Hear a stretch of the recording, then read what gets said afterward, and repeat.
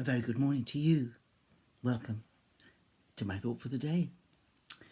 It's my last day away from home. I'm travelling home today, all the way from Deal back to sunny Chard.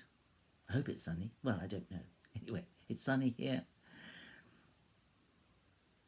Time for my thought for the day, and we continue in Luke chapter 22. And as you read the narrative through and you link it with the accounts of the other three Gospels, you find that Jesus submits to being arrested, having challenged them and said, I was in the temple every day. Why didn't you arrest me then? But this is the moment of darkness. And it was very dark. It was evening, it was night time. He was arrested under cover of darkness. Everything about his arrest and his trial was illegal and was opportunist, really. Shameful way to deal with a man who only ever went around doing good. And he asked them, why have you come to arrest me? Am I leading a rebellion? And he wasn't in one way, but in another way he was. He was leading a complete change, a rebellion against what had become the status quo, which was legalism and lack of faith, really. And he wanted to bring people to God. So he was arrested and taken to be tried. And Peter and John, we know John had some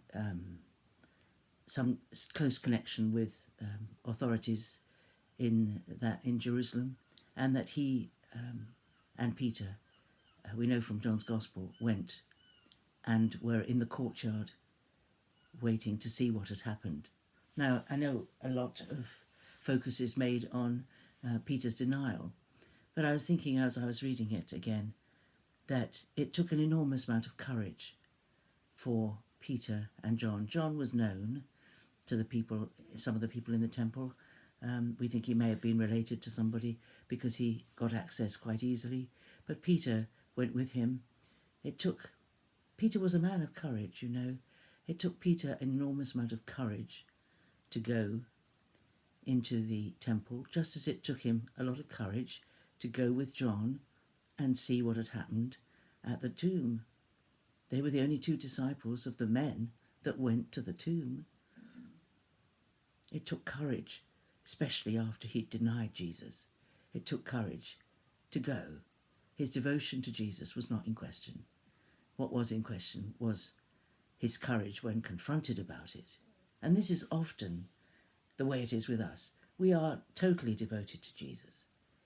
And then we're in a place somewhere and somebody says something like, oh, don't you go to that church? Or weren't you part of that group that did that? Or are you one of those believers in Jesus? And instead of being straightforward and forthright and saying, yes, you're absolutely right, I am. I'm committed. We say something vague. We say something like, oh, did you see me there? Oh, really? Are you sure it was me? And we, in a sense, deny that we are Christians. It's easy to be a Christian when nobody's challenging you, when nobody's asking you, well, why on earth do you believe that? You know, perhaps on creation and evolution. You know, it's hard. It's hard to say, I don't actually believe in evolution. I believe what the Bible says about what happened.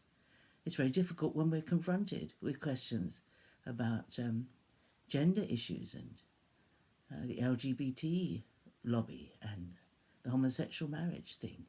It's very hard to stand up with people you know could disagree with you, could get angry with you, to say, I don't actually agree with that. I don't think that's right. It's not what the Bible teaches. I'm standing by the Bible. And we get, and we kind of prevaricate. It's a very difficult situation because it can bring enmity, it can bring division in families or in society or in the people that we belong with, to say something like that. But it takes courage. And even though perhaps we know, well, people will forget about it, you know, it's hard. It's hard. It's easier when nobody's challenging us, but it's hard when somebody says, well, weren't you there? I'm sure. Don't you go to church? In a kind of accusational way. And we say, well, yes, I go every week. Why do you bother with that rubbish? Well, it's an opportunity to tell them why we bother. Or why do you believe that? There are not many like you. Well, actually, there are a lot like us. And I think Peter had an enormous amount of courage to go and sit and watch what was happening, because there was no guarantee that he and the other disciples would not be arrested along with Jesus and condemned. There was no guarantee. We are the ones who know the end of the story. They didn't know the end of the story. But it's a good thing to think about today, you know. If you're in a situation where somebody disagrees with your beliefs, do you speak up? Do you even speak? Or do you sit in your place and just let the conversation go over you and not take part in it? Do you let it go? Because that's almost a denial. Silence is almost as big a denial as saying, no, I don't believe that. Poor Peter. He's always had such a bad press, but it was Peter who gave all that information to John Mark so that he could record the life of Jesus. It was Peter who led the early church. It was Peter who stood up on the day of Pentecost and preached about Jesus without any fear of being arrested. It was Peter who was martyred in Rome.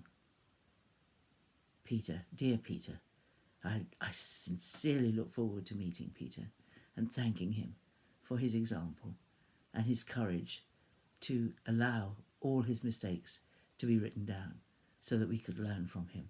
And I love his letters, his 2 letters. The letters of Peter are wonderful.